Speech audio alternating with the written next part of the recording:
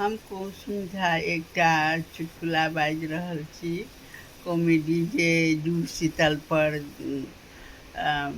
कनि हँसी फनीवला जे हँसनाइ कहै छै सेहतके लेल सेहो बड़ फायदेमन्द होइ छै। आओर हँसी जरूर हमसब बड्ड हँसैत रहै छी आ ओहि लए खराबो कहै नीको कहै, लेकिन अहूँसब हँसै जाइए जँ हँसनाइ जरूरी छै। तऽ एक बेर हम मधुबनीमे रही, हम आर हमर पतिदेव दुनू गोटा रहथिन आ जुड़ शीतलके पाबनि रहै। आब कहलहुँ एतऽ हमरा के जुड़ाएत, केओ नहि जुड़ाएत।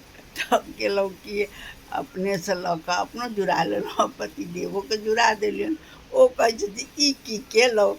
दूर जाउ, दू गोटामे अहाँके हम जुड़ाबै छी आ हमरा जुड़ा देब। ई पाबनि छै तऽ जे विधि छै से छोड़ऽके नहि चाही। तऽ से बात आइ याद आबि गेल हमरा पाबनिके। आओर जहिया जहिया पाबनि होइ छै तऽ याद आयल, तऽ ओहि दिनके ई चर्चा जरूर भऽ जाइ छै।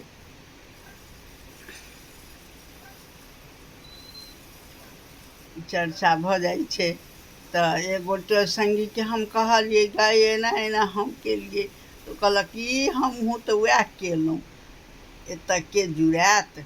हमहूँ वएह केलहुँ, हमहूँ अपनेसँ जुड़ा लेलियै आ घरोवलाके जुड़ा देलियनि। हम कहलियै बड़ नीक बात, हमरा होइ छलै कि हमहीँ केलहुँ। तऽ अपन जतेक मैथिलानी छथिन सबके तऽ बुझले छनि, आओर ओ जरूरे जुड़बैत हेथिन बच्चा सबके आओर अपनो सबके जुड़बैत हेथिन। ई पाबनि तऽ जरूर मनबैत हेथिन। खुश रहू, आनन्द रहू सब सखी। केहन लागल से कहब।